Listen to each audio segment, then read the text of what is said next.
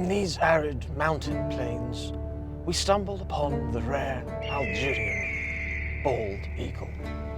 He hones in on what may be a wounded Alfa Romeo and approaches timidly, pondering the vastitude of the chromed manifolds, knowing that amongst these summer desert winds and this most Italian of creatures, bleeding oil is more than likely.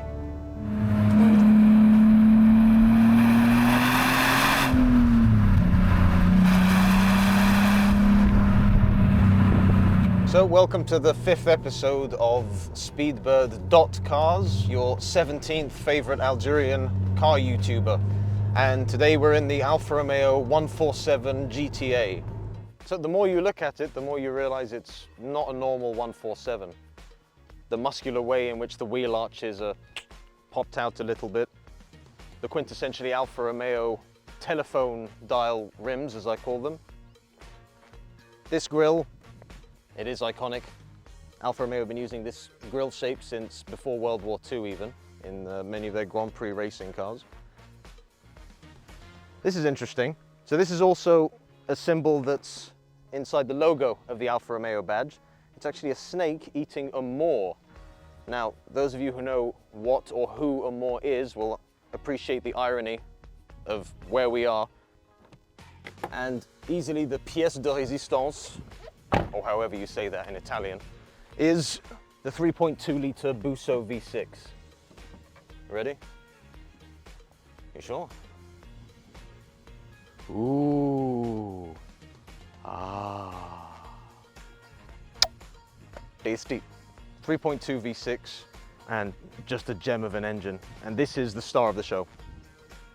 With many of my favorite cars at least, and I think many other enthusiasts' favorite cars, the star of the show is always a great engine. For me to buy a car personally, it should fill 2 out of 3 criteria. Either a great engine, great looks, or excellent steering feel. And I think this kind of covers all 3, to be honest. This is the 5-letter word that gets Alfisti very, very excited, borderline wet at car meets. Busso. I'm guessing that's the name of the designer. Ergonomically, the 147 GTA is actually quite good.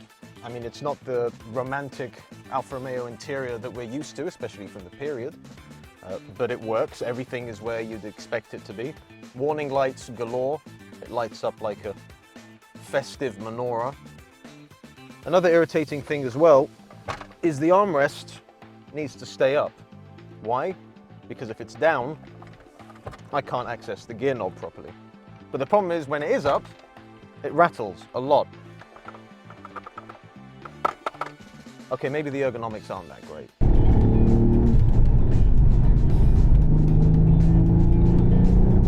The 147 GTA, this car, made headlines when it first came out in about 2002, 2003, because it had 250 horsepower to the front wheels. Now that doesn't sound like a lot today. Your Civic Type Rs of the current generation have 300 horsepower to the front wheels and manage it beautifully. Back then, differential technology wasn't the same, technology in general wasn't the same, and Alfa Romeo isn't Japanese, so they can't do what the Type R did. So having this much power to the front wheels was insane because of torque steer. Now, I've been driving this car for about 3.5 hours, and I have not experienced any torque steer yet. Oh, it sounds so good. That's because this car doesn't have torque steer because it's been beautifully tuned and set up and played with and toyed with by the sponsor of today's video, Autotech. Founded in 2020 by an Italian car enthusiast and racing driver, Autotech covers your every need concerning Italian collector cars. Visit them today via the below link.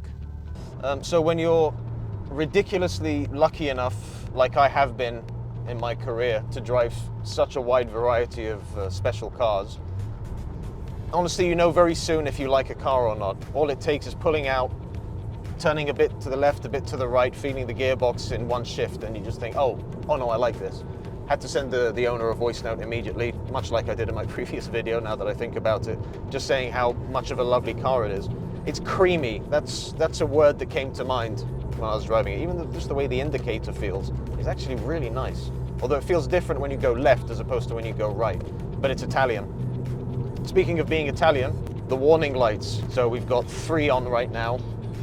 What's extra ridiculous is when the engine's on and the door is ajar, there's a warning light that says front door open. Front door as opposed to what? It's a 2-door hatchback. But the quintessential Italian elements, I know it's been said so much, but they do add to the flavor of the car. They add to the personality, you know. And this car is all about that engine. How they managed to put this into production with such a preposterous amount of power is beyond me. But hey, it's Alfa Romeo. So I think I'm right in saying that when this car came out, it was the most powerful front-wheel drive hot hatchback in the world. Ah, first good rev match on a downshift, excellent. Second good rev match on a downshift. And when you plant the accelerator mid-corner, it just grips more. I haven't felt that in a proper front-wheel drive car since my friend's Clio RS, the 2010-ish generation, whatever that's called, the 182. It's fantastic. Its natural habitat should be on the side of the road with a very sad owner wearing an Alfa Romeo cap, an Alfa Romeo Polo, looking at it going, well, I need to call the recovery truck, right? But again, because this car has been serviced at a genuinely good Italian workshop, it's given me so much confidence ever since I collected the car earlier this morning. Not for a second have I worried about overheating. The needle of the water temperature has been stuck at 90 degrees the entire day. Just a good car, AC blowing cold. So these cars can work. Contrary to popular belief, not all Alfa Romeos are unreliable. The Alfa Romeo 4C famously is extremely reliable. The only thing that tends to go wrong is the volume knob. I owned one back in 2019, the 4C, and they're fantastic. Choose the right car that's well sorted and find a good workshop. There's a sign that says Allahu Akbar.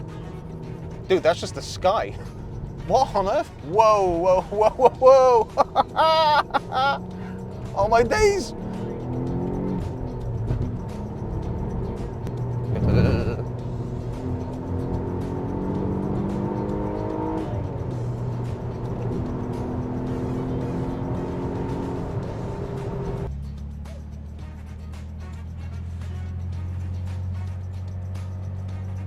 I was only going 60. I mean 40. 32. I wasn't driving, this is AI. Every time we go on one of these shoots, we find a wild animal that has a striking resemblance to my relatives, or me. Well endowed though, huh? God, sometimes I really do love this country. What, an hour out of Dubai and we're in Arizona, basically. Insane. And wildlife, donkeys, birds, Daniel Price. I first discovered this car in a TV show called, I think it was called Sixth Gear or something like that, where a very tall journalist illustrated the torque steer in this car and said that's the problem with having 250 horsepower to the front wheels. And again, I haven't felt any of that. Look, I'll do a pull. Not too much of a pull, it's not my car. I don't want to destroy the clutch or tires or disturb the sleeping donkeys, but we'll do a pull. Alrighty, so let's repeat the Clarksonius test. So steering wheel is straight. Alright, we're in first. Alright, so let's see if the steering wheel turns at all under power and torque. Here we go. I'll have to turn it, wait, okay. Full throttle, 5,000. Steering wheel is still straight, up into third gear. I mean, that's brilliant.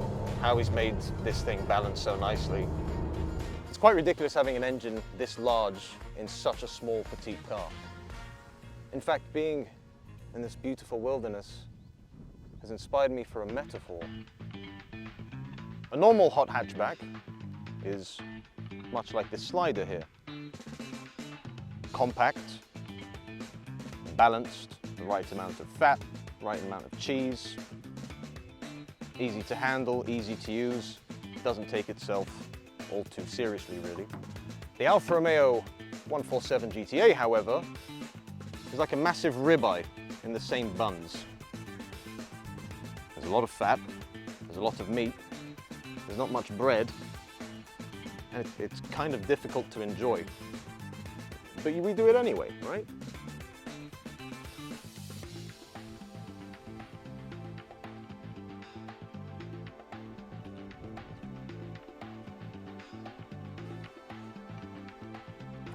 I know which one I would choose.